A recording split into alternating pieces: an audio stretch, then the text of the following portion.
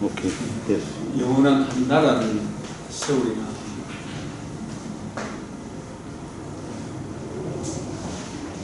영원한 한 나라를 세우리라.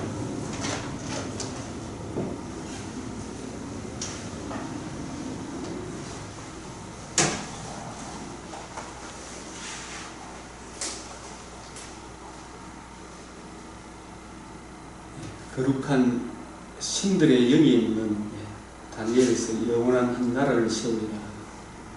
거룩한 신들의 영이 있는 다니엘을 통해서 하나님께서 이 지구촌에 영원한 나라를 세우시는 하나님, 영원한 나라.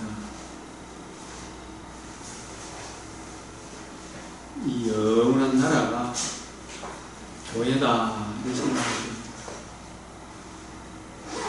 다니엘서를 통해서 말씀하시는 바가 무엇입니까? 여호와께 물으라. 다니엘서 전반부, 후반부 1에서 6장, 7에서 12장. 다니엘서의 전체 중심 주제가 뭔가? 이것을 이제 다니엘서 하면은 머릿속에 영원한 한 나라를 세우리라. 첫째 부분의 중심장과 핵심은 무엇입니까? 장래의 일을 계시하신 신상의 역사적인 의미가 무엇입니까? 손대지 않는 돌은 누구에 대한 상징입니까? 신상의 발을 친다는 후속사적인 의미가 무엇입니까? 누가 이렇게 질문을 하면 답을 해줘야 될 거 아니에요.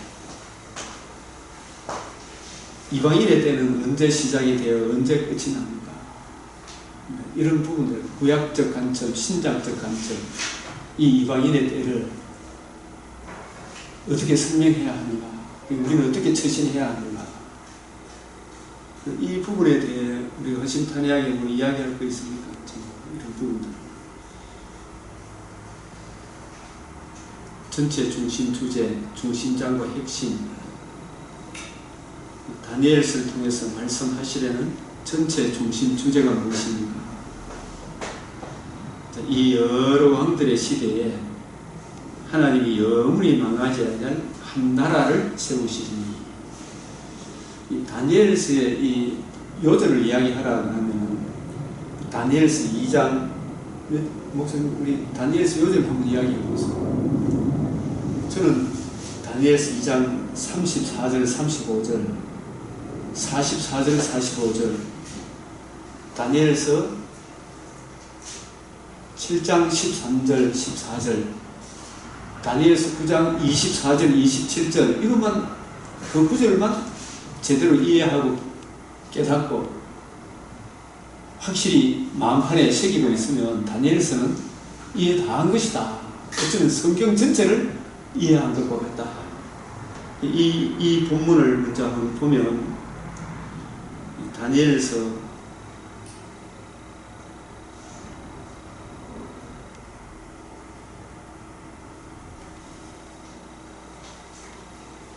2장에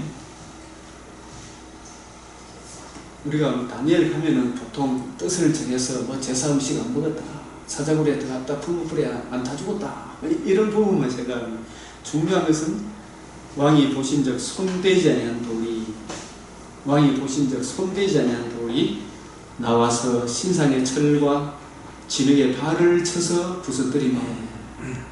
그때 철과 진흙과 녹과 은과 금이 다 부서져 여름 타작마당에 겨같이 되어 바람에 불려 간 곳이 없었고, 우상을 친 돌은 태산을 이루어 온 세계에 가득하였나이다. 이 구절이 지니는 그 의미의 깊이 높이 넓이를 우리가 이해해야 돼. 이게 무슨 의미인지. 그리고 44절 45절에 다시 반복합니다.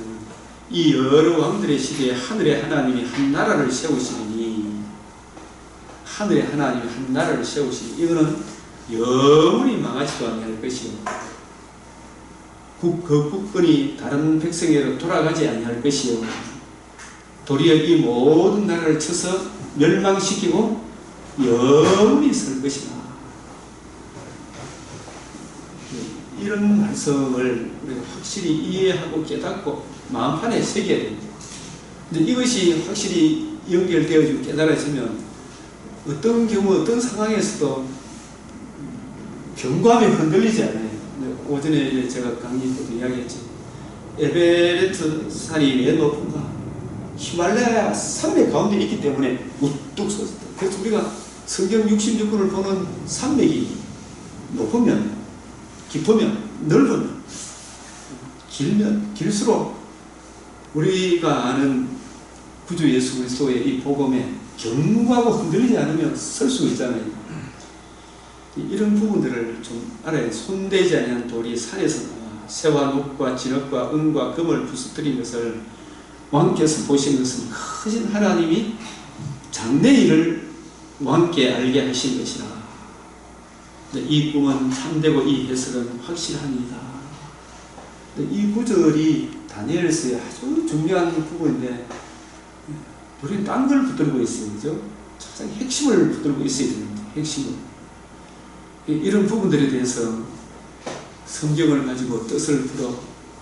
이 사도 바울은 사도행전 맨 마지막에 이렇게 참 보면은 우리 목회자들이, 성도들이 또 목사님이나 장로님이나 누구든지 우리한테 이렇게 물으면 성경의 권능을 받는다는 것은 딴 게 아니고 성경을 가지고 이래 보면은 바울이 그들이 날짜를 정하고 그가 유숙하는 집에 많이 오니 바울이 아침부터 저녁까지 강론하고 하나님 나라를 증언하고 하나님 나라를 증언하고 이게 하나님 나라가 다니엘서 이야기하는 영원히 망하지 않는 그 하나님 나라예요. 다니엘서 2장 34절, 35절, 44절, 45절 하나님 나라를 증언하고 뭘 가지고? 모세의 율법과 선지자의 말을 가지고 이게 뭐예요? 구약 성경을 가지고 예수에 대하여 예수님이 다 이루었다 하신 이 복음 중심으로 구약 성경을 풀어서 예수의 나라에 대하여 설명하는 거예요. 예수의 나라에 대하여. 이것을 창세기만 창세기, 출애굽기, 말라기, 하박국 모든 성경을 가지고 바울은 31절에 하나님 나라를 전파하며 성경을 가지고 뜻을 풀어 주 예수 그리스도에 관한 모든 것을 우리는 이렇게 담대하게 거침없이 가르치더라. 막히는 것 없이, 묻는 말에 대답 못하는 것 없이 담대하게 거침없이 가르치더라. 이런 실력이 있어야 될 거예요. 저는 이게 성령의 권능이다. 이 목사님들이 이런 실력을 갖추도록 신학교를 보내고 사례비를 주고 하는 거 아니겠어요? 정말 담대하게 거침없이 가르치더라. 이런 실력을 키워야 돼요. 그래서 바울은 어느 곳에 가든지 이런 구절들을 좀 유념해서 이렇게 봐야 됩니다. 사도행전 바울은 이래 보면요, 26장 22절에 하나님의 도우심을 받아 내가 오늘까지 서서 높고 낮은 사람 앞에 증언하는 것은, 제가 이 성경을 이렇게 풀어주면 그 한 시골 농촌교회 목사 할머니들이 그거 알겠나 이렇게 하는데, 바울은 여기 보면은 하나님의 도우심을 받아 내가 오늘까지 서서 높고 낮은 사람, 빈부 기천을 막론하고 똑똑하다고 성경 깨닫는 거 아니거든요. 시골 할머니라고 성경 못 깨닫는 거 아니라니까요. 근데 그걸 자꾸 보면 아이고 어렵도다 이러는데, 어려운 것은 자기 마음이 교만해서 어려운 거예요. 진짜 이걸 낮추고 내 눈을 열어 주의 율법에 놀라운 걸 깨닫게 해달라고 기도하면 되는데 그 자세가 안 돼가 있습니다. 깊이 연구하면 되는데, 그거하고 자꾸 두드리면 되는데, 이 낮은 사람 앞에서 증언하는 것은 선지자들과 모세가 반드시 되리라고 말한 것밖에 없으니, 이 반드시 되리라고 말한 것밖에 없으니 딴 거 이야기 안 했어요. 그게 뭐냐? 성경을 가지고 뜻을 풀어 그리스도가 고난을 받으실 것, 죽은 자 가운데서 먼저 살아나사. 그래서 복음이 뭐냐? 오병이어가 복음이냐? 38년 된 병자가 고침받는 게 복음이냐? 그러면 복음에 대해서 깊이 생각하는 목사님들은 대부분 다 복음이죠. 재림도 복음이야. 재림도 복음이죠. 재림이 믿는 자들한테는 복음이지만 안 믿는 사람한테는 재앙이잖아요. 이 객관적으로 누구에게나 다 이 복음이 뭔가 이 부분에 대해서 정리가 안 돼가 있는 거예요. 복음이. 그래서 바울은 복음 외에는 다른 거 안 전했어요. 하나님의 아들 그리스도께서 성경대로 우리 죄를 위하여 죽으시고 성경대로 장사 지낸 바 되었다가 사흘 만에 성경대로 다시 살아나사, 그것이 모든 사람이 들을 수 있는 최고의 기쁜 소식인데 그 가치를 제대로 모르고 있다는 게 이게 제일 큰 문제예요. 반드시 되리라 말하는 것 밖에 없으니 고린도전서 2장 2절에 내가 너희 중에 거할 때 예수 그리스도와 그의 십자가 복음 외에는 아무것도 알지 않기로 작정을 한 거예요. 그 복음에 나타난 하나님의 의. 그래서 이 하나님의 나라에 대하여 바울이 사도행전 28장 23절 31절 하나님의 나라를 거침없이 담대하게 풀어줄 신경을 갖추는, 이게 우리 목회자들이 말씀을 맡은 주의 종들이 최우선적으로 해야 될 일 아닙니까? 뭐 교회 짓고 뭐 전도하기 이전에 이 말씀을 제대로 연구하는, 이게 우리 목회자의 최고의 사명인데, 그런데 이렇게 말씀을 사모하는 목회자들 수가 적다. 열왕기상을 18장 역대하 보니까 400명의 북이스라엘의 선지자가 있었죠. 근데 바른 말 하는 사람 누구밖에 없더라? 미가야 선지자 한 사람밖에 없잖아요.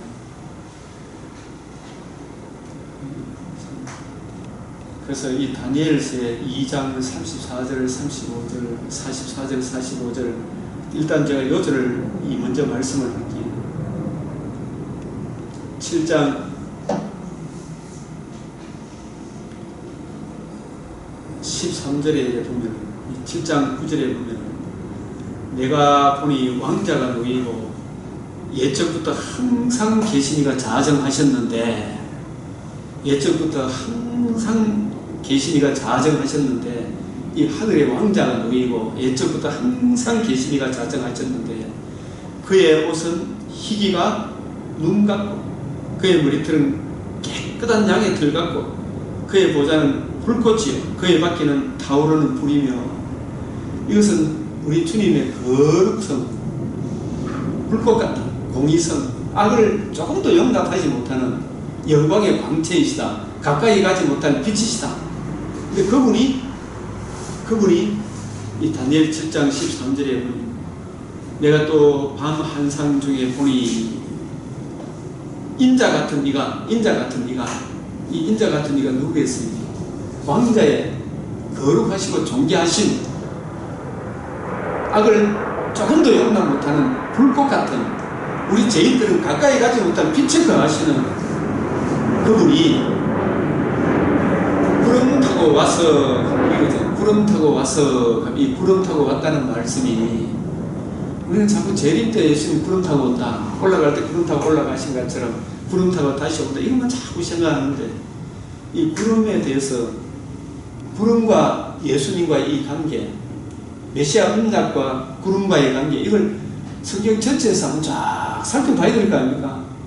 이 구름 타고 와서 이 말씀은 성령을 의미해, 성령으로 이 땅에 임마누엘 하셔서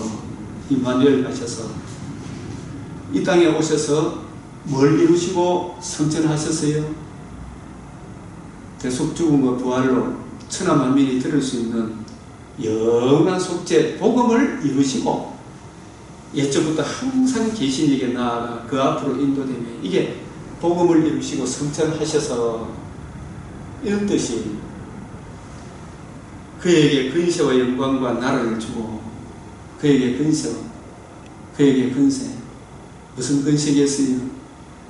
다 이루었다 하신 복음에 나타난 하나님의 의에, 그 의를 예수님이 다 받으셨잖아요. 하늘과 땅의 모든 근세를 내게 주셨으니, 죄와 허물로 죽은 우리를 다시 살려내는 근세도 예수님이 대속 죽음과 부활로 주신 하나님의 의로,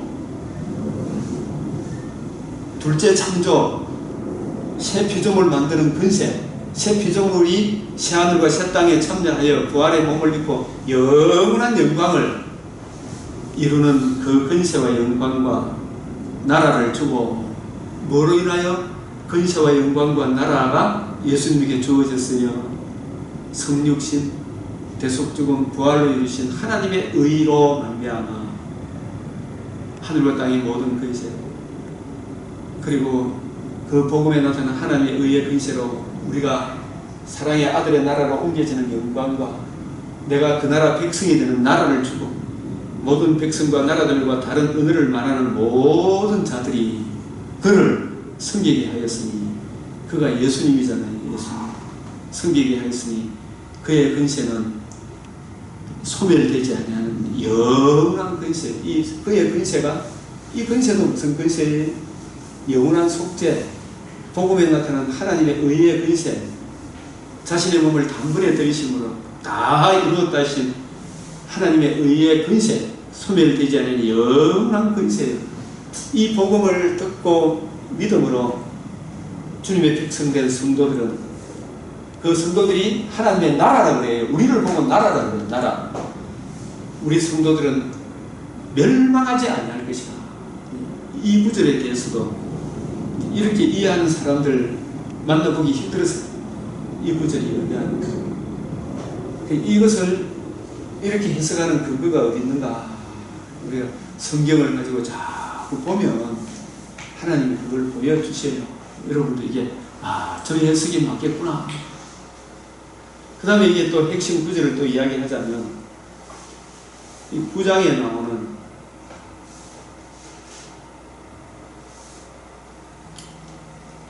다니엘이 전에 하던 대로 늘 기도했다, 이 말은 다니엘이 항상 성경을 봤다는 이야기입니다. 성경 70 예레미야 책을 읽었어요. 예레미야 책을 70년 만에 그치리라.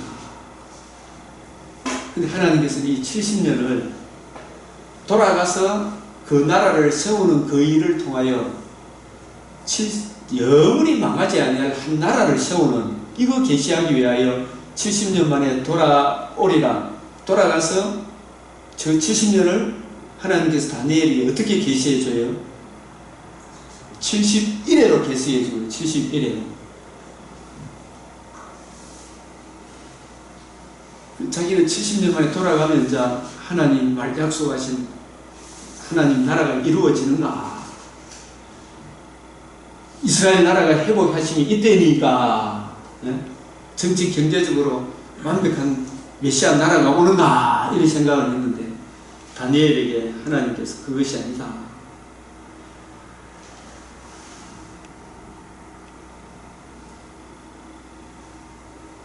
여보십시오. 내가 이같이 말하며 기도하며 내 죄와 백성 이스라엘의 죄를 잡고 내 하나님 거룩한 산을 위하여 내 하나님 여호와 앞에 간구할 때,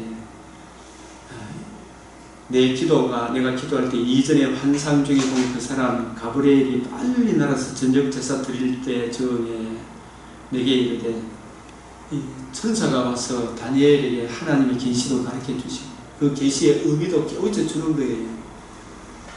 지금 우리 신약 시대에 천사가 직접 하는 게 아니고 성령께서 주의 종들을 말씀을 부지런히 연구해서 목회자가 천사 역할을 하는 겁니다. 지금 천사 역할, 이 성경을 이해하고 깨닫고 적용하도록 내게 가르치며, 내게 이 성경이 66권으로 정경으로 완성되기 전에는 실제 천사들이 활동을 했죠.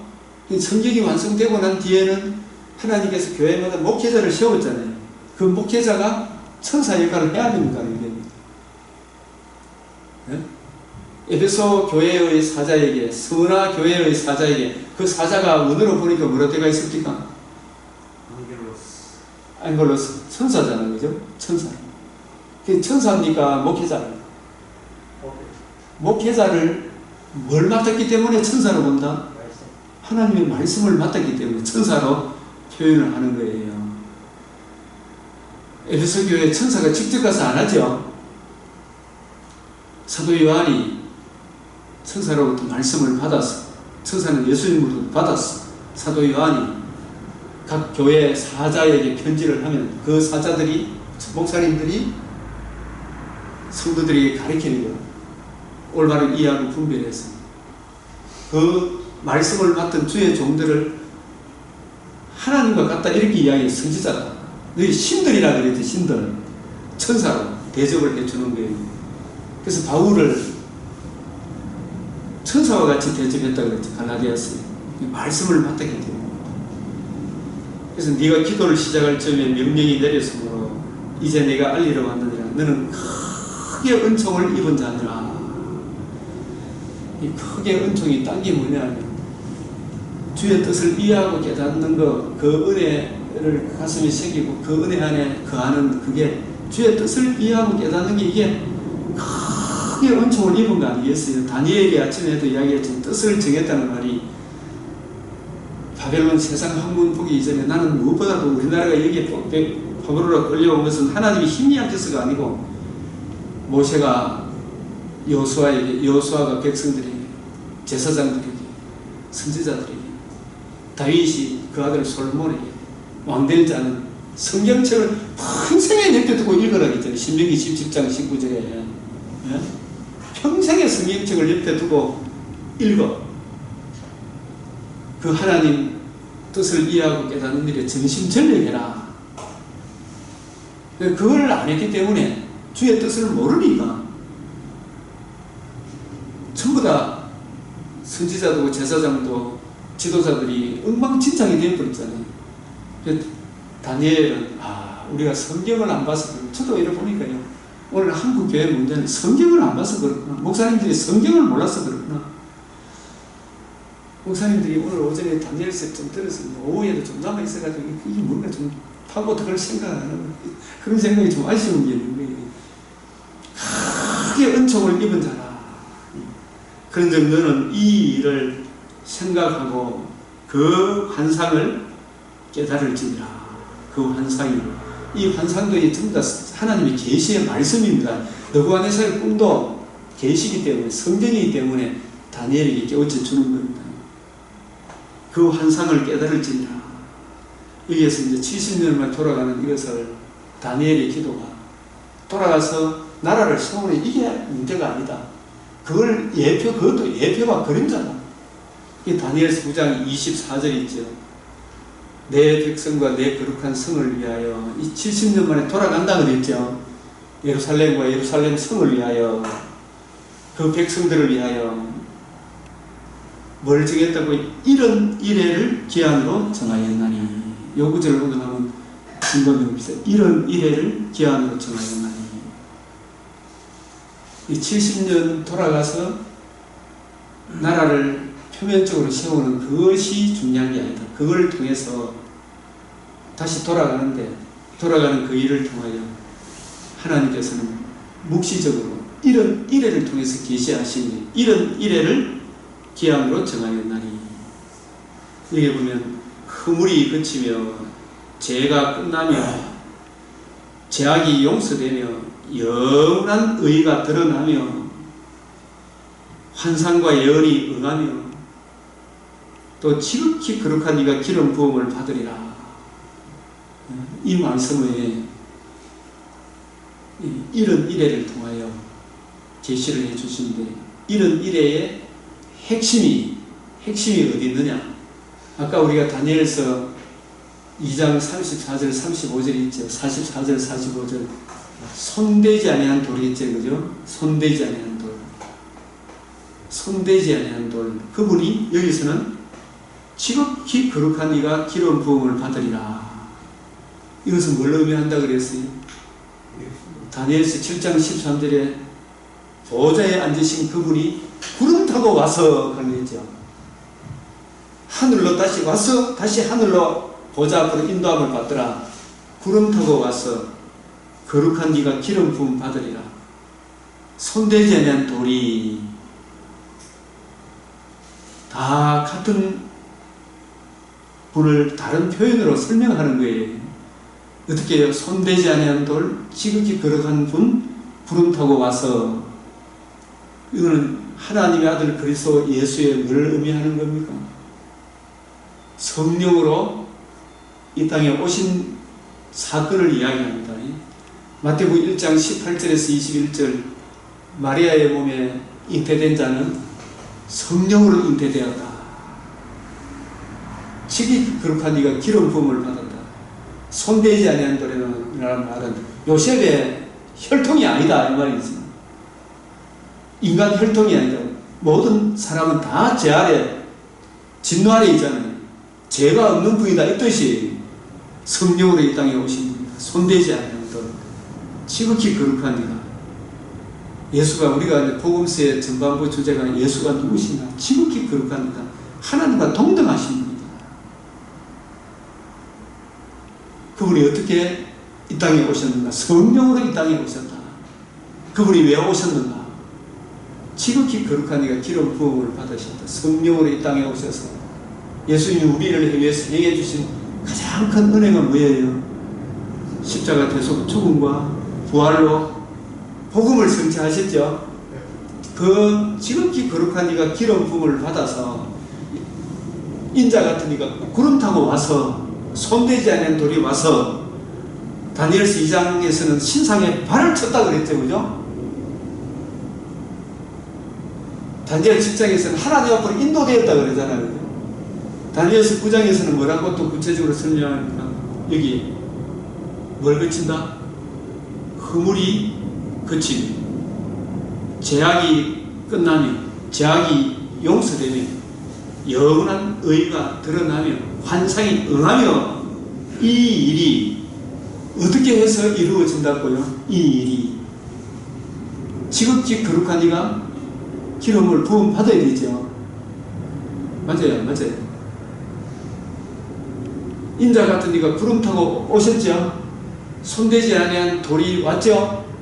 오셔서 신상에 발을 치는 것이 대속 죽음과 부활로 뭘 이룬 것입니까? 하나님의 의를 이루신 것이죠, 그죠? 그 의로 말미암아 우리의 허물이 그치며 원죄가 끝나며 죄악이 용서되며 복음에는 뭐가 나타났다? 하나님의 의가 나타나서 영원한 의가 드러났죠. 이 의가 드러난 이것이 마귀가 가지고 있는 정죄하고 참소하고 범죄한 사람을 지배하는 지배의 권세가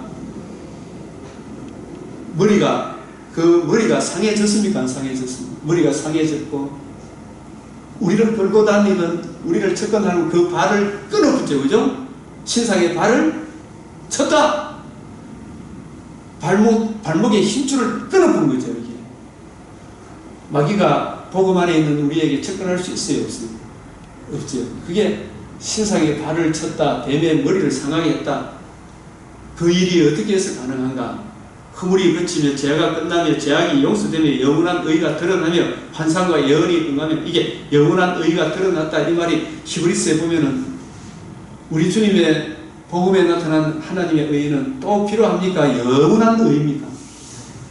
그 속죄는 단번에 드려진 그 속죄는 영원한 속죄죠. 단번에 히브리서에 6번이 나와요. 단번에 영원한 속죄가 이루어졌어요. 영원한 의가 드러났어. 이 의, 하나님의 공의 앞에 죄인된 우리가 칭의를 얻어 칭의와 공의가 만나는 그 의가, 영원한 의가 복음에 나타난 하나님의 의다. 그 의가 드러나며 뭐가 응하며? 환상과 예언이 응하며. 예수님이 부활하셔서 모세와 선지자의 글, 이게 환상과 예언이거든요. 구약 성경이죠. 그것이 응하며 반드시 되리라 말한 것이 이것이라. 예수님이 부활하심으로 반드시 되리라 말한 것이 이것이라 한 그것이 예수님 십자가 죽으실 때 이루었다. 다 이루었다. 그래서 부활하시고 난 이후에 반드시 되리라 말한 것이 이것이라.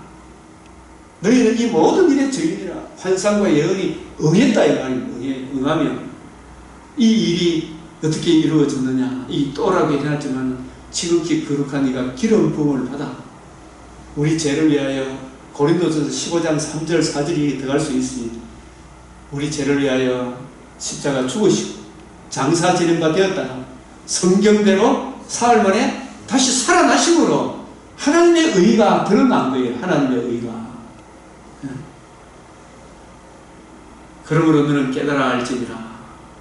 예루살렘을 중건, 이 일이 언제 일어나는가? 여기에 보면 25절에 예루살렘을 중건하라는 영이 날 때부터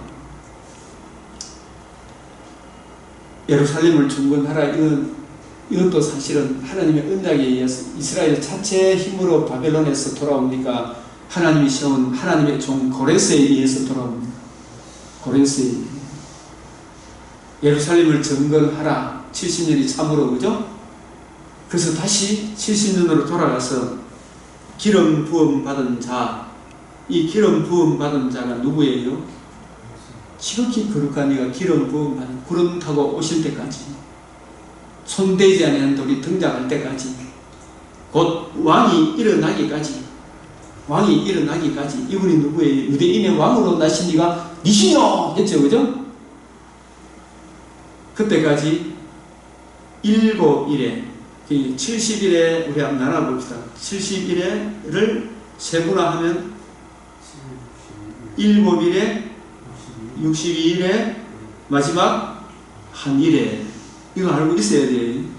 7일에 70년을 다니엘에게 다시 환상과 예언으로 71회로 확대해서 계시해 주는 거예요. 우리가 이 7년, 70년, 71회 이것도 우리 잘 알아야 돼요. 7년, 70년, 71회. 그래서 기름 부음은 자꾸 왕이 일어나기까지 그 71회를 7일에 더하기 62일에 지날 것이요.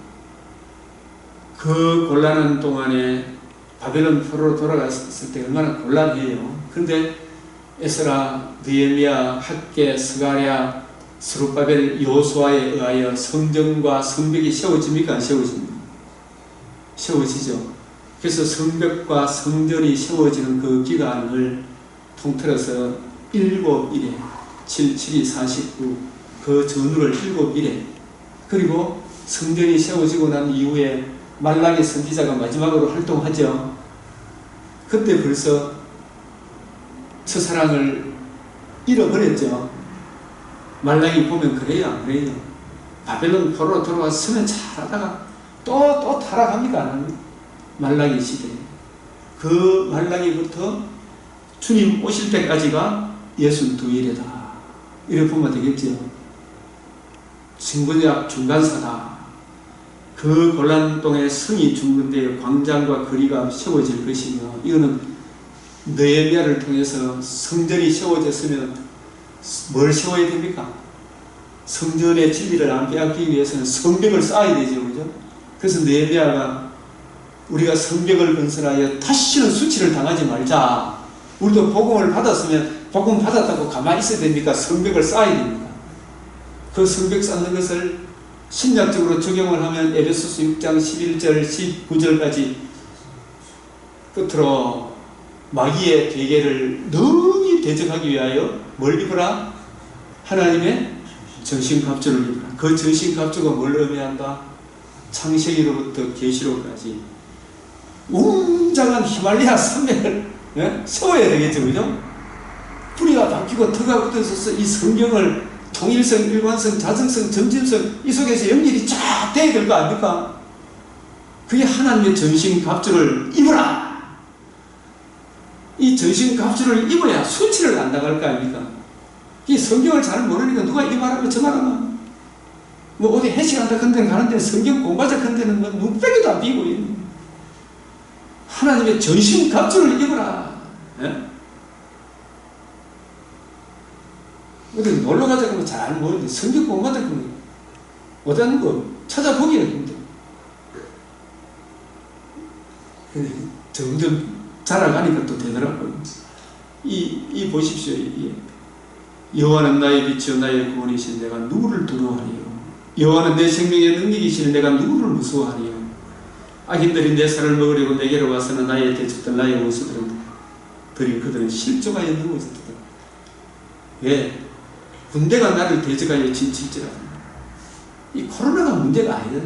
김정은이가 오든 누가 오든지 간에 다니엘 같은 사람 아니겠어요. 이게 다니엘은 뜻을 정했잖아요. 소년 때부터. 그러니까 이 다리오 왕 때는 이제 거대한 히말라야 사막이 안 돼가 있겠어요. 산맥이. 네?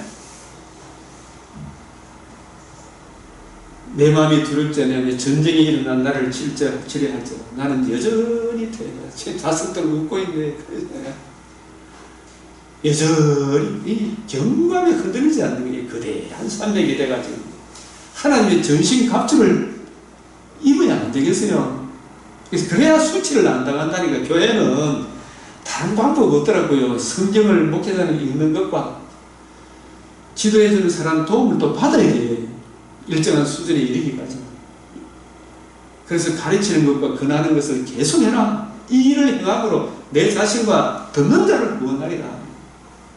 이 하나님의 성벽을 세워야 돼요. 이 느헤미야 성벽은 신약적 관점에는 성경을 부지런히 연구하여 창세기로부터 계시록, 계시록부터 창세기까지 하나님의 전신 갑주를 입는 거예요. 그게 그 안에 전부 다 믿음의 방패, 의의 흉배, 구원의 투구 전부 다 뭘 이야기합니까? 구원의 투구, 의의 방패, 믿음의 방패, 의의 흉배 전부 다 복음에 나타난 하나님의 의예요. 의. 예, 이 복음에 나타난 하나님의 의, 이것으로 무장을 하는 거예요. 이게 성경 전체는 하나님의 의를 이야기한다니까요. 이게 복음에 나타난 영원한 의, 이게 구원의 투구고 의의 흉배고 믿음의 방패고 평안의 복음의 신발이고, 예? 하나님의 이 성령의 검이고. 근데 이 하나님의 의의 깊이 높이 넓이 길이를 기록한 게 이게 성경인데, 그냥 단순한 하나님의 의가 아니라니까요. 이게 전부 다 하나님의 의의 다른 표현을 믿음의 방패, 구원의 투구, 성령의 검, 곧 하나님의 말씀을 가지라. 말씀을 풀면 하나님의 의가 나올 거 아닙니까? 예? 이걸로 다 성경 전체로 쫙 무장을 해가 있으면 군대가 나를 대적하여 진칠지라도 내 마음이 두렵지 않으면 전쟁이 일어나 나를 치료할지라도 나는 여전히 태어나리라. 영적인 전쟁이 온갖 짐승이 오더라도, 근데 바다 짐승, 땅 짐승, 여로보암의 길, 발람의 길, 이 발람의 길이 뭐고 물어봐. 그것도 뭐야? 네 올라당이 뭐냐? 이런 것도 물어봐. 자꾸 성경에 물어봐야 될 거 아니에요. 그런 답을 알아야 여로보암의 길을 그게 안 빨려 들어갈 거 아닙니까? 그게 자기도 모르게 빨려 들어가 있었지. 그래서 성을 재건하자. 근데 이런 신령한 의미를 느헤미야를 통해서 성벽을 재건한 이런 하나님 말씀의 전신 갑주를 입는 이런 신령한 의미를 모르니까 점점 교회 안에 폐역자들이 더 덕체를 하니까 하나님이 안티오쿠스 에피파네스라는 기록한 바다 짐승을 통해 가지고 3년 반이죠. 그게 한때, 두때, 반때 예루살렘 성전에 학계 시대 때 세웠던 성전에 돼지머리 갖다 놓고 제사 지내게 하고 황폐하게 했잖아요. 그렇게 적그리스도 교회에 문재인이가 교회를 넘보는 것도 교회가 복음에 굳게 서지 못하니까 하나님이 코로나를 통해 좌파를 통해 교회를 내준다 생각이 안 들어요. 교회 안에 폐역자들이 가득했다니. 성전문을 닫았으면 좋아할 뻔했다. 왜? 이 십자가 복음이 전파 안 되는데 교회가 십자가 복음이 안 전파되는데 교회가 아니잖아요. 하나님이 감리교 신학교 지금 거의 문 닫았다고 신학식 입학식이 없다고 들어. 내가 요번에 감리교 선교사를 만나고 보니까 왜 그런 거 보니까 변선하에 있다고 인간들이 자기 가르칠 때 대한대 하더라고요. 예수님 피가 돼지머리 피하고 뭐 다릅니까? 그런 가르침을 받았던, 예? 그런 사람들이 선교사로 나가 있으니 하나님이 그 감리교 신학교 문 닫아야 돼요? 안 닫아야 돼요? 문 닫아야지. 신앙성이 없어 지금. 연세대학교도 지금 좀 있으면 문 닫겠는데, 그런데 다 배웠던 사람이 기독교 방송은 다 장악하고 있어요. 예수의 신성을, 예수의 인성을 인정하지 않는 자들, 이런 사람들을 이단이라고 합니까? 적그리스도라고 합니까? 적그리스도라고 그러잖아요. 적그리스도. 신천지보다 신천지는 우리가 경계는 하지만 이따구 인간들은 자기들이 굉장히 잘난 거지. 그게 마치 옳은 줄로. 우리가 이걸 알면 알수록 이게 정말 내 백성이 지식이 없어서 망하는구나. 그걸 알게 되는 거예요. 이게. 정말.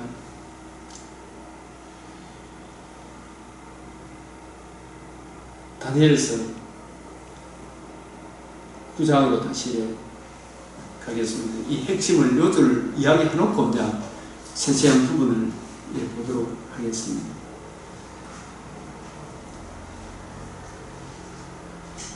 그 곤란한 동안에 성이 중건되어 광장과 거리가 세워지죠. 이거 세울 때도 얼마나 힘들었습니까, 그죠? 도비야 이런 자들이 계속 방해를 놨잖아요. 한 손에는 성경, 한 손에는 칼을 들고 싸웠잖아요. 그래서 여기에 보면은 62일에 후에 이거는 마지막 한 일이죠. 이걸 잘 생각해야 돼. 제일 핵심이 어디 있느냐. 마지막 한 일에 있어요. 62일에 후에 이게 한 일의 기간이죠.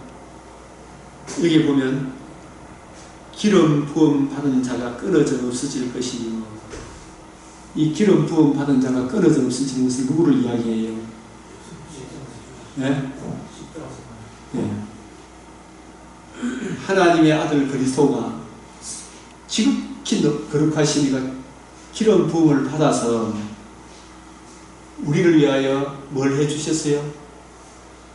대속 죽음과 부활하심으로 복음을 성취하셨어요. 복음에는 뭐가 나타났다? 하나님의 의가 이루어지고 끊어져 없어진다는 말은 예수님이 부활하시고 난 이후에 40일 동안 반드시 되리라 말한 것이 이것이라. 복음을 중심으로 구약을 풀어줬죠.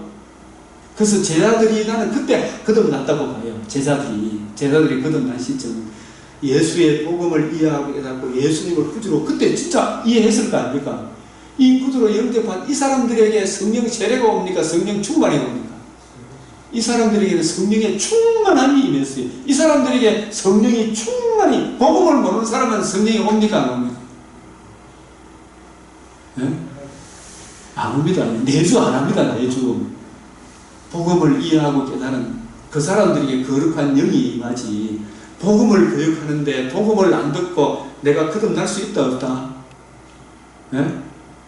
손목 총장님 복음을 안 듣고 거듭날 수 있어요? 이거는 불가능합니다. 제자들은 예수님 부활하시고 난 이후에 예수님과 동등하신 분이 오순절 성령으로 오셔서 복음을 이해하고 깨달은 엠마오로 가던 두 제자도 마음이 뜨거워졌죠. 그죠? 베드로도 네가 나를 사랑하느냐 주님 세 번 물었을 때 눈물 펑펑 안 흘렸겠습니까? 이런 베드로에게 성천하신 주님이 성령으로 충만한, 사도행전에 보면 충만하게 임했다. 이분들을 통하여 예수의 가르침을 따라 성경을 가지고 뜻을 풀어 복음을 전했을 때 그때 복음을 들은 그 사람들이 성령 세례를 받는 거예요. 성령 세례. 네? 기름 부음 받은 자가 끊어져 없어질 것이 예수님이 성천하실 것이며, 이것을 히브리서 6장에서는 예수님이 언약 명시하신 대로 우리 죄를 위하여 죽으시고 부활하시니까 우리를 위하여 앞서 어디에 들어가셨다? 하늘 지성소에 올라가셨다. 누구를 위하여? 우리를 위하여. 그래서 우리도 예수님이 주신 복음을 의뢰해서 하나님께 나아갈 수 있죠. 나아갈 수 있도록 이제 그걸 이해하고 깨닫도록 끊어져 없으신 그분이 우리에게 성부 하나님으로부터 뭘 받아서? 성령을 받아서 성자 예수님이 성령을 부어주셨다. 부어주셨다. 이게 성령을 부어주시고 난 이후부터가, 오순절 이후부터 특별히 이제 구약과 신약이 과도기적으로 완전히 결판 나는 것이 언제냐 하면 이 전 3년반에 예수님이 구속을 성취하시고 복음을 이루시고 성천하신 것이 전 3년 반으로 보면 돼요. 통상적으로. 자, 한 일회를 전 3년 반, 후 3년 반 이렇게 둘로 나눕니다. 예? 한 일회의 절반이 하나님의 아들 그리스도가 지극히 거룩한 이가 기름 부음을 받아 끊어져 없어지는 것, 우리 죄를 위하여 죽으시고 부활하셔서 성전하는 거죠. 이게 뭐라고요? 이게 전 3년 반이라, 한 일회의 절반이라. 이게 지구촌에 일어날 수 있는 우주적으로 이보다 더 큰 사건이 있습니까? 없습니까? 예? 대단히 보면서 천지 창조보다도 더 큰 창조를, 더 큰 사건이 하나님의 아들 그리스도가 우리 죄를 위하여 죽으시고 부활하심으로 하나님의 의를 이루신 이 사건이 하나님의 전 구속의 경륜을 보면 둘째 창조도 이 은혜로 인하여 둘째 창조가 세워지잖아, 그죠? 처음 창조는 하나님이 죽을 필요가 있습니까? 없습니까? 처음 창조는 그냥 말씀으로 창조되잖아요. 이보다 더 큰 사건은 없어요. 이보다 더 큰 사건은. 전 3년 반, 한 일의 절반에 이걸 우리가 분명하게 좀 알고 있었으면 좋겠다. 기름 부음 받은 자가 끊어져 없으실 것이며, 장차 한왕의 백성이 와서, 여러분 이게 이제 구약과 신약이 복음서는 과동인데 이게 완전히 구약과 신약이 쫙 갈라지는 게 있잖아요. 저는 AD 70년으로 봅니다. AD 70년. 자, 성전, 예루살렘 성전이 무너지기 전까지는 그래도 저 사람들이 성전의 기대를 가지고 있었습니까? 안 가지고 있었습니까? 가지고 있었겠죠. 근데 예수님이 마태복음 24장 1절에 제 아들에게 예수님 이 성전 좀 보세요. 헤롯이 40년 동안 짓는데요. 너무너무 아름답고 좋지요. 예수님이 뭐라고 대답했어요? 성전 건물들을 가리켜 보이려고 나오니 대답하여 이르시되 너희가 이 모든 것을 보지 못하고 내가 진실로 너희에게 돌 하나도 돌 위에 남지 않고 다 무너뜨려지리라. 무너뜨려지리라. 어느 때에 이런 일이 있겠으며 주의 임하심과 세상 끝에는 무슨 징조가 있사오리까. 네. 이 마태복음 24장도 구속사적으로 나중에 새로 풀어야 돼요. 이 부분이. 이게 뭐냐 하면은, 자, 성전은 누구를 보여주기 위해 있었다고요? 참 성전 되신 예수님, 하나님과 우리 사이에 중보자 되시는, 하나님께 나아가는 자는 반드시 그가 계시는 것과 그가 자기를 찾는 자에 상 주시는 자이신 위대할지니라 하신 예수 그리스도와 그의 복음이잖아요. 그죠? 예수님이 다 이루신 참 성전을 보여주기 위하여 솔로몬 성전, 헤롯 성전, 제2성전이잖아요. 이걸. 이게 있을 필요가 있었는데 예수님이 이제 다 이루었다. 영원한 의가 드러났는데 이 성전이 있어야 됩니까? 없어야 됩니까? 있을 필요가 있어요? 없어요? 네?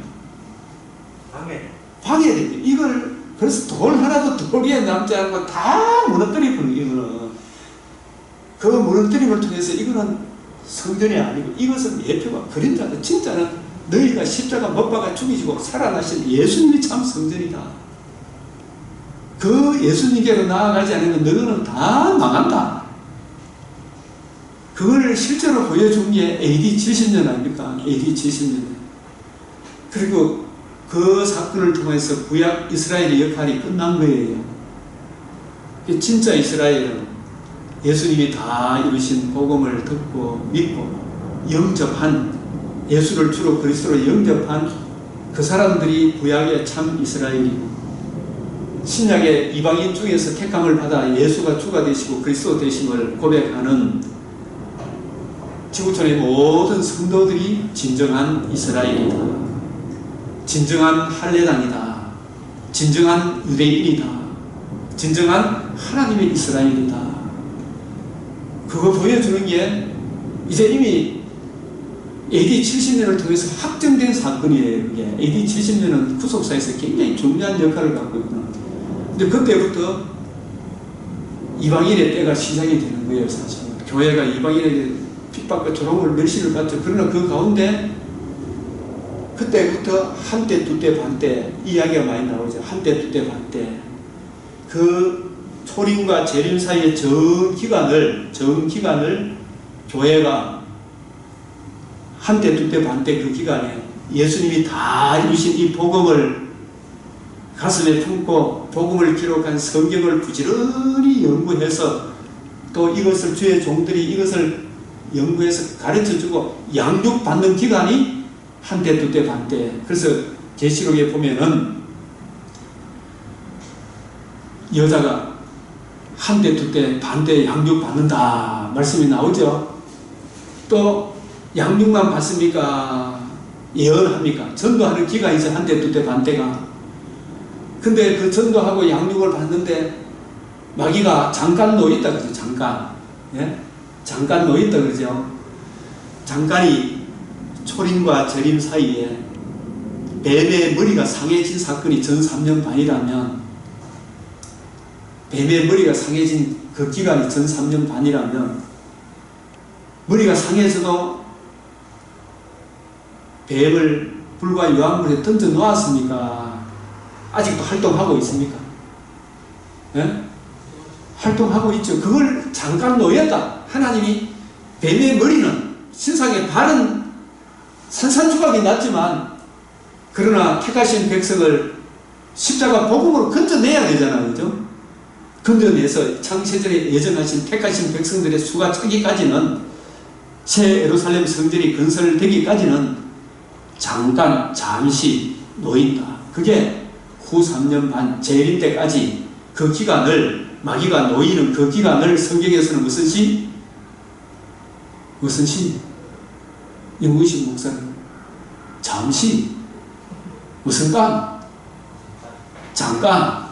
그걸 또 다른 말로 안티오쿠스 에피파네스가 3년 반 동안 학계 시대에 세웠던 그 성전에 들어가서 난장판을 치긴 그 기간이 3년 반이라 하죠. 교회를 핍박하는 기간으로 한때 두때 반때 바다 짐승, 땅 짐승이 핍박하는 기간, 교회가 핍박받는 기간, 양육받는 기간, 전도하는 기간을 AD 70년부터 재림 때까지 그 기간이 후 3년 반, 전체를 후 3년 반으로 보는 거예요. 성경이. 예? 그러나 우리는 복음 안에 있기 때문에 마귀가 복음 안에 있는 우리를 다시 자기 쪽으로 끌고 갈 수 있습니까? 그 발이 상해졌습니까? 예? 복음으로 신상의 발이 산산조각 나쁘잖아요. 복음 안에 있는 사람한테서는 다시 끌고 갈 수 있나요? 못 끌고 가요. 못 끌고 가요. 복음 안에 있는 사람은. 머리가 상해붙고 발이 상해붙는데. 그래서 묶인 마귀라고 그러잖아요. 우리는 이미 승리했습니다.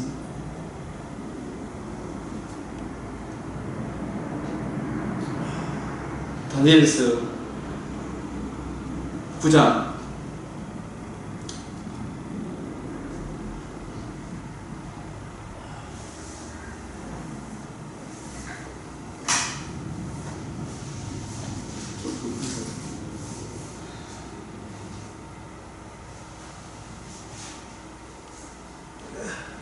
전 3년 반, 후 3년 반 했을 때, 전 3년 반은 예수님 설임에서 AD 70년, 예. 70년에서 재림까지 예. 3년 반. 후 3년 반. 이렇게. 예, 그렇게 보는 게 좋겠어요. 예. 물론 성령 오시고 나서부터 오순절부터 후 3년 반으로 봐도 되는데, 그런데 구약 이스라엘 역할이 AD 70년에 이제 산산조각 났잖아요. 그죠? 나라의 본조선들이 바깥 어떤 데로 쫓겨났죠? 이게 이스라엘이, 육적 이스라엘이 아니다. 그래서 62일의 후에 기름 부음받아 끊어져 없으실 것이니, 이게 죽으시고 부활을 성천하실 것이며, 우리를 위하여 앞서 하늘 지성소에 들어가셨죠. 예수님이. 우리도 예수님의 의의를 힘입어 다한데 이제는 하나님 앞에 나아갈 수 있죠. 예? 근데 장차 한 왕의 백성이 와서, 이 한 왕의 백성은 누구를 이야기해요? 그 성읍과 성소를 무너뜨리니마. 이게 뭐예요? AD 70년에 누가 와서? 디도가 와서 성소와 성읍을 무너뜨리니마. 이 예루살렘과 예루살렘 성을 무너뜨리, 이게 구약 이스라엘의 역할은 끝난 거예요. 이게. 그때부터. 근데 무너뜨리지만은, 그것도 무너뜨리지만은 이 마귀가 바다 짐승, 땅 짐승 이런 모습으로 주님의 몸된 교회를 오실 때까지, 주님 오실 때까지 교회는 이 마귀의 세력에 의해 둘러싸여 있죠. 그죠? 둘러싸여 있는 그런 가운데 있는 거예요. 그래서 끝까지, 근데 그의 마지막은 뭐에? 홍수에 휩쓸림 같을 것이며, 이 마귀가 승리한다는 말입니까? 심판당한다는 말입니다. 최후 심판이 있을 것이며 이런 뜻이며, 홍수에 휩쓸림 같은 것이며 싹 쓸어가 본다. 끝까지 전쟁이 있으리니, 끝까지. 이것은 바로 어떤 전쟁이다? 이것을 아마겟돈 전쟁이라고 하는 거예요. 네? 이 끝까지 전쟁, 이걸 믿음을 우리 성도들에게 제일 큰 전쟁은 3차 대전, 2차 대전, 코로나와의 전쟁입니까? 코로나가 와도 부귀영화가 와도 내 믿음을 지키느냐 못 지키느냐, 이 전쟁입니다. 믿음을 지키느냐 못 지키느냐, 이 전쟁이 제일 큰 전쟁이라니까요. 네? 끝까지 전쟁이 있어요. 우리 죽을 때까지, 주님 오실 때까지 이 전쟁에 이미 승리했고 승리할 것이 하고 있죠. 끝까지 전쟁이 있을 것입니다. 저들에게는 황폐할 것이 작정되었다. 우리가 승리한다. 그 이야기를 지금 하는 거예요. 이게 62일 후에. 그래서 다니엘서 9장 24절, 25절, 26절 이 내용, 이 구절 하나만 이래 해도 전천전설, 후천전설, 무천전설 이런 개념이 별도로 이해 안 해도 성경을 올바로 이해하면 이게 이런 의미구나 이렇게 생각하는 게 제일 좋아요. 안전하고. 이 계시록도 내가 이래 보면요, 여기 이 부분하고 계시록하고 연결을 한번 시켜볼게요. 여기 보면 내 백성과 거룩한 성을 위하여 이런 이래를, 이 71회를 70년을 71회로 확대 계시해줬죠. 이 71회가 바벨론 포로에서 돌아와서 7일에 성을 재건하고 성벽을 쌓고, 근데 다시 타락함으로 62일을 지나죠. 네? 정한 때 끝에 관한 이야기를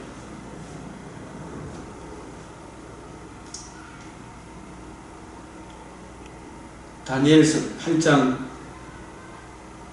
17절에 보면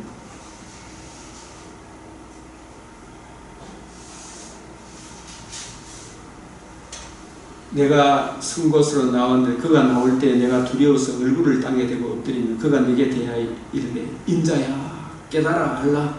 이 환상은 언제 관한 것이다? 정한 때 끝에 관한 것이다. 이 정한 때 끝이 언제예요?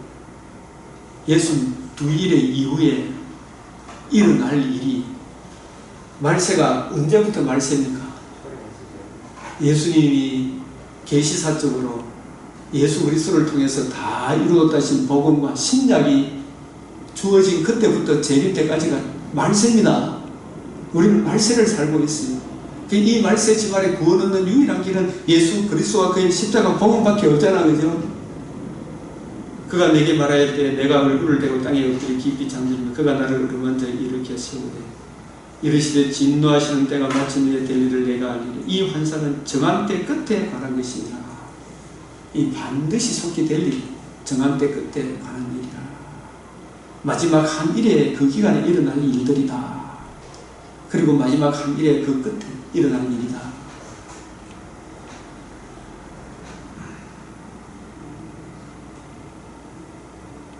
이 다니엘서하고 계시록하고 이렇게 또 결부해서 이렇게 보면은, 히브리서하고 이렇게 결부해 보면, 자, 다니엘서 이렇게 있잖아요. 영원한 의가 드러나며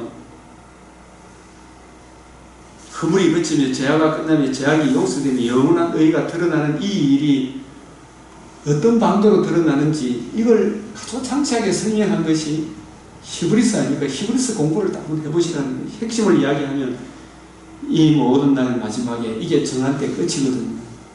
이 모든 날 마지막에 히브리서 1장 2절에 아들을 통하여 우리에게 말씀하셨으니 이는 하나님의 영광의 강체 그 본체의 형성 그의 능력의 말씀으로 말물을 붙드시며 죄를 정결하게 하는 일을 하시고 높은 곳에 계신 지극히 크신 이의 우편에 앉으셨는 이게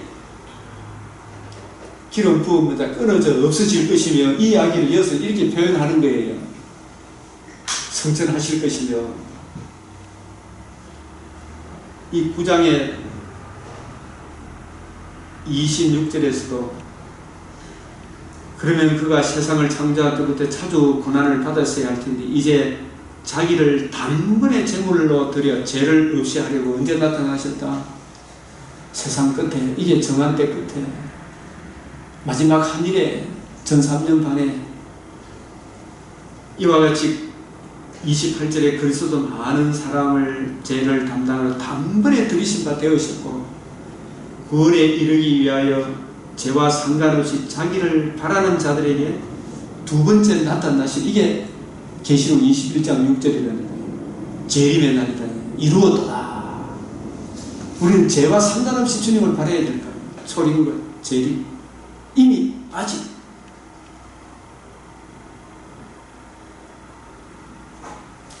아까 아버지 하나님 앞에 나타나셨다는 이 말씀을 히브리스로 이렇게 설명을 하면 히브리스 6장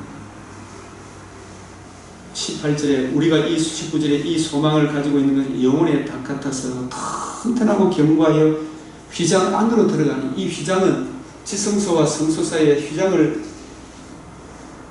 둬가지고 아무나 들어가면 죽죠.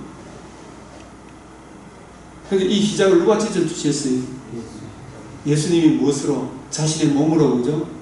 몸으로 단번에 자신을 들임으로 휘장이 쫙 위로 따라 찢어짐으로 예수님이 우리를 위하여 앞서 들어가셨잖아요. 우리를 위하여 들어가셨다. 그럼 우리도 뭘 의뢰하고 들어가야 돼요? 하나님의 의를. 이 대제사장만이 들어가는데 우리도 이제는 들어갈 수 있습니까? 없습니까? 우리도 그러면은 그냥 제사장입니까? 대제사장입니까? 예? 우리 다 제사장입니다. 대제사장이라니까. 대제사장. 지위를 받았어요. 안 받았어요. 여러분도 얼마든지 복음을 의뢰하여 하나님께 기도할 수 있죠. 여러 성도를 위하여 기도할 수 있죠. 대제사장 지위를 다 받았습니다. 그 역할을 잘하도록 하나님께서 은사로 목회자를 세우셔서 말씀을 전심전력하도록 하셨다. 단번에 자신을 드리고 그래서 이 부분에 8장 5절 이런 부분도 그들이 섬기는 것은 하늘에 있는 것의 모형과 그림자라. 모형과 그림자라. 히브리서 9장 10절에 이런 것은 먹고 마시는 것과 여러 가지 씻는 것과 함께 육체의 예법일 뿐. 여기 이 구절에 참 중요한 이야기가 나옵니다. 육체의 예법일 뿐. 뭐 언제까지 맡겨뒀다? 개혁할 때까지. 이 개혁할 때까지 언제예요? 다 이루었다 하신 복음이 성취되고 반드시 되리라 말한 것이 이것이라.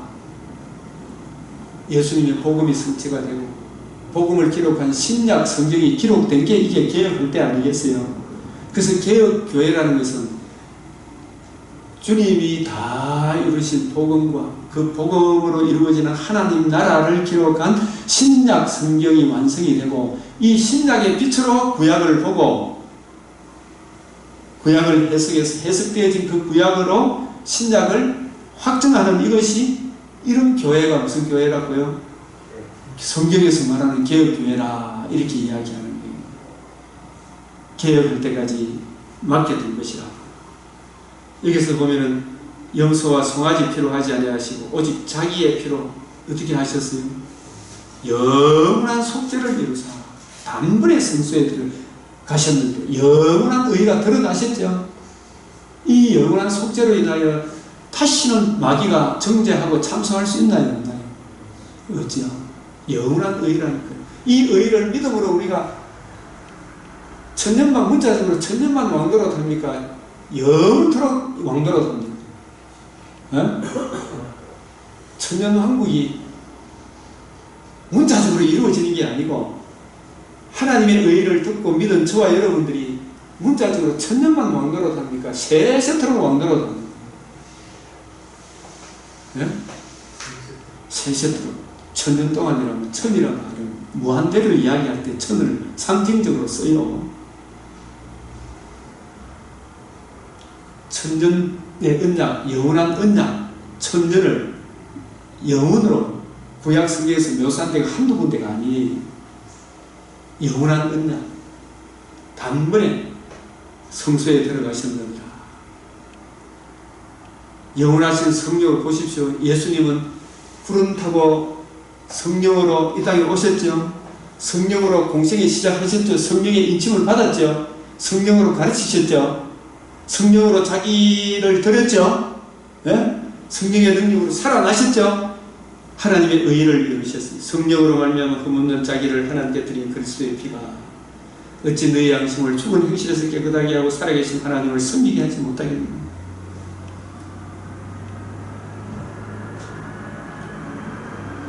바로 히브리서 10장 5절에 한 몸을 예비하셨다. 한 몸, 이 한 몸, 염소의 송아지 피가 이 뜻을 따라 예수 그리스도의 몸을 단번에 들이심으로 말미암아 우리가 거룩함을 얻었다. 단번에 들이심. 단번에 들이심으로. 12절에 오직 그리스도는 죄를 위하여 한 영원한 제사를 드리고.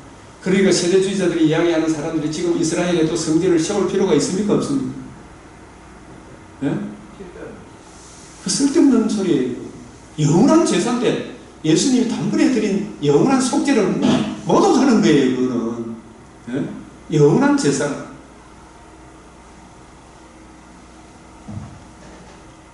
위에 보면 그러므로 형제들아 우리가 예수의 피를 힘으로 성소에 들어갈 담력을, 이 성소는 하나님 존전이잖아요.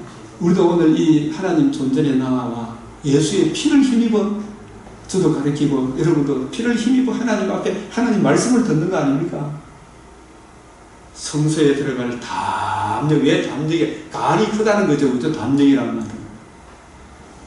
시장이 가로막혔는데 아무나 지성소에 들어갈 수 있었습니까? 못 들어갔습니다. 구약시대에 모세도 이렇듯 무섭기로 했잖아요. 그죠? 하나님은 진짜 무서운 분이에요. 근데 뭘 힘입어? 오직 예수의 피를 힘입어. 에베소서 3장 12절에도 그를 힘입어 담대함과 확신을 가지고 나아가는 거예요. 시시로 나아가는 거예요. 시시로. 담력을 얻는다니 그 길은 우리를 위하여 휘장 가운데를 열어놓으신 새로운 살길이요. 휘장 가운데를 열어놓으신 새로운 살길이요. 담력을 쓰는 특권이라 이렇게. 예? 특권. 이렇게. 특권도 되죠. 아무나 못 들어가니까 특권이지. 그러면 훨씬 더 담력보다 예. 고치는 게 아니라. 특권, 그래, 아무나 못 들어가지. 특권이 특권, 담력. 그냥 담력하면 아마 대장 좋은 사람 막 들어간다는 그런 개념이기 때문에 특권을 얻으면 훨씬 더 좀. 근데 저게 예칭되는 개념이 있는데, 이제 요한을께서 시내산에 강림하셨을 때 모세한테 울타리를 치라, 경계선을 치라, 그걸 넘는 자는 반드시 죽이라, 이렇게 합니다. 그게 죄 있는 상태에서 하나님께로 죽는다는 거예요. 그래서 사람들에게 두려움을 가지고 했는 건데, 예수님이 예수님 피를 힘으로 이제 나갈 수 있게 된 것이 그 두려움, 하나님이 나가면 죽는데, 예수님이 죄를 대속해 주심으로 말하면 이제는 하나님께 나가는 거에 두려워할 필요가 없어졌다. 그걸 이제 저렇게 표현을 한 거거든요. 그래서 이제 기독교와 다른 종교의 가장 큰 차이점이 뭔지 아십니까? 네? 기독교와 다른 종교의 가장 큰 차이점은 중보자가 있느냐 없느냐 이 차이는 아닙니다. 중보자는 중보자인데 어떤 중보자는?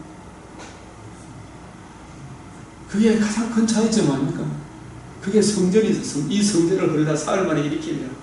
그래서 히브리서 11장 6절도 성경을 깊이 공부하는 사람은 믿음이 없이는 하나님을 기쁘시게 하지 못하는, 하나님께 나아간다는 반드시 그가 계신 거고, 그가 누구냐고 물으면 다 대부분 사람들이 하나님 이렇게 해요. 하나님, 거룩하신 하나님 앞에 나아가려고 하면 하나님 계신 거 믿으면 다 나아갈 수 있나요? 그거 아니잖아요. 그죠? 나로 말면 되거든요. 네.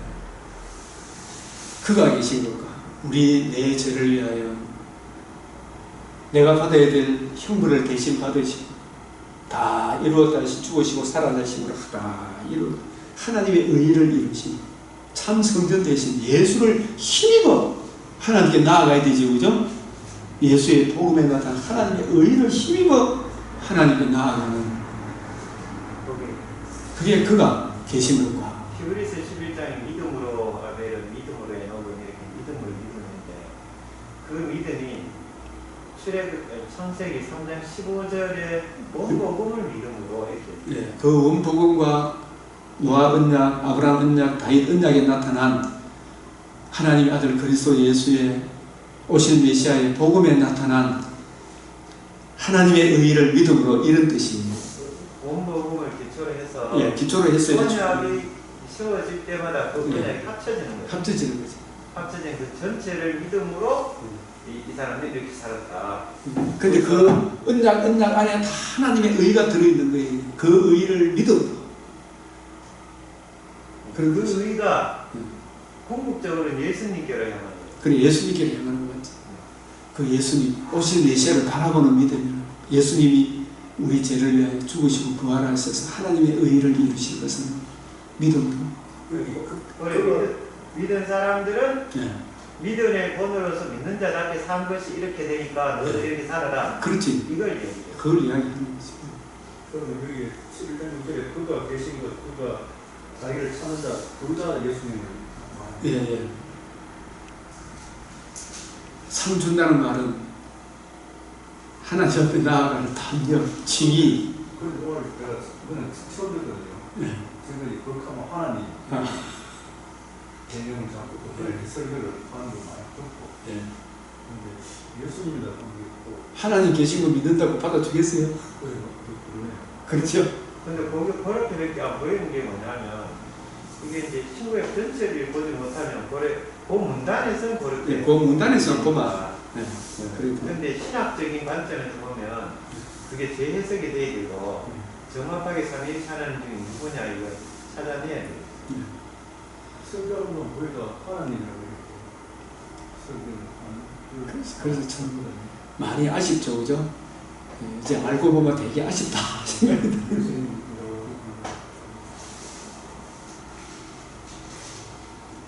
그래, 그는 지금까지 볼 때는 그가 계신 거는 창조주 하나님을 인정해라. 네. 그렇게. 네. 그거 인정한다고 하나님께 못 나가요. 그게 아니 인식을. 네. 인식이 그래 됐는데. 그래서 하나님 경외가, 하나님 사랑, 이웃 사랑이 복음을 모르고 가능할까요? 불가능할까요? 불가능한 거예요. 새로운 살길이. 휘장은 곧 그의 육체라고 그랬잖아요. 이런 말씀도 얼마나 상징적이거든요. 그죠? 이 휘장이라는 의미가, 휘장은 뭐로 만들어요? 청색, 자색, 홍색, 가는 꽃, 가는 글게 꽃 배신, 가는 게 꽃 배신, 그죠? 이걸 다 엮어서 이제 성소의 휘장을 만드는데 이게 너무 질겨가지고 말 세 마리를 양쪽에서 묶어가지고 잡아 당겨도 안 끊어집니다. 이게 안 끊어집니다. 그런데 그거 뭘 의미하는 거겠어요? 하나님과 우리 사이에 이사야 59장 2절에 하나님과 우리 사이에 뭐가 가로막았습니까? 이 죄악의 끈질긴 속성을 이야기해요. 그런데 이 죄 문제를 청색, 자색, 홍색, 가르게 꼼 대신은 또 예수님이 뭘 의미해요? 소재, 인격과 성품을 이야기해요. 네? 그 몸이 우리 죄를 위하여 자신의 몸을 화목제물, 번제로, 소제로, 화목제로, 속번제로, 속죄제로 드려짐으로 자신의 몸을 단번에 드리심으로 우리 죄를, 그 끈질긴 죄악의 문제를 예수님 깨끗한 몸이 드려짐으로 자신의 몸이 찢어짐으로 하나님과 우리 사이에 막힌 죄악의 문제가 완전히 청산되었다는 이 차원이 성소의 휘장이 찢어진 거예요. 그래서 창의 허리 상하여 예수님이 뭘 흘리세요? 물과 피. 물은 우리 죄를 정결케 하는 것이, 피는 내가 받아야 될 형벌을 대신 받는 거예요. 우리의 죄를 우리에게 돌리세요. 그래서 그 복음, 그 물과 피는 복음을 이야기해요. 대속주문. 복음에 나타나는 하나님의 의. 그 의를 힘입어 누구에게 나아간다? 여기를 보면 새로운 살길이잖아. 비자는 복부의 육체다. 하나님의 집 다스리는 큰 제사장 예수님이 계십니다. 우리가 마음에 뿌림을 받아야 돼요. 예수님이 흘린 피, 물, 그 안에 나타나는 하나님의 의의를 누군가 우리에게 전해줄 때 그걸 듣고 마음으로 이해하고 깨닫고 마음으로 믿고 이 예수님을 구주로 영접하는 게 뿌림을 받는 거죠. 뿌림을 받는 거예요. 그렇게 했을 때 악한 양심으로부터 벗어나고 몸은 맑은 물로, 이 맑은 물이 예수님의 육체잖아요. 맞아요, 맞아요. 흘린 피죠. 흘린 물이죠. 대속 죽음이잖아요. 그리고 죽으실 분은 살아나신 하나님의 의죠. 맑은 물 안에는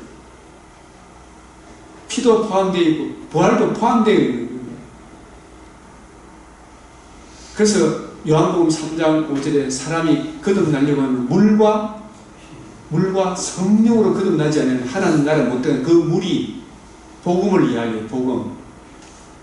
복음이 이루어짐으로 성령이 오셔서 복음을 적용시켜 줌으로 우리가 거듭나죠. 그러니까 이걸 뭐 칼빈이 물을 성령으로 이야기했다고 칼빈을 따라가야지. 칼빈이라도 성경을 따라가야 되죠. 물과 성령으로 거듭나지 않아요. 우리가 거듭나는 비결은 예수님이 죽으시고 부활하셔서 하나님의 의를 이루기까지는 거듭날 수 있나요, 없나요?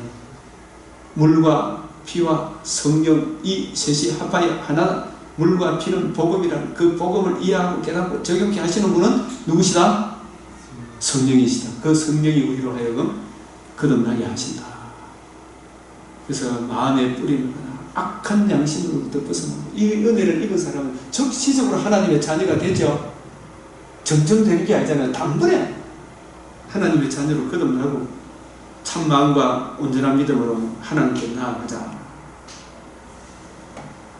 이 단번에 이루신. 그래서 우리가 우리를 위하여 앞서 들어가셨다. 이제 이웃과 연결해서 이제 계시록을 또 설명을 해볼게요. 이게 이렇게 결부가 되어 있다고 이걸 아셔야 돼요. 자꾸 들으면서 처음 들을 때는 무슨 저런 소리 하나 싶은데 보니까 볼수록 깊이 높이 넓이가 더해져 갈 거예요. 이게 그래서 전천연설, 무천연설, 후천연설 이렇게 하지 말고 성경이 뭘 이야기하는지 성경의 해석의 원리를 따라가자 이야기예요. 그죠? 그러면 그런 것들은 자연스럽게 해결이 되어버려요. 그런 무천연설, 전천연설 이게 철학이 많이 가미되어 있어요. 철학이. 인간의 학문이 많이 가미돼가지고 성경의 논리를 못 따라가는 거예요. 10분간 쉬었다가 하겠습니다.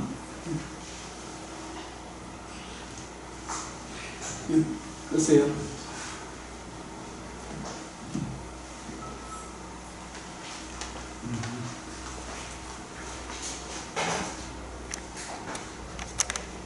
이거 끌까요?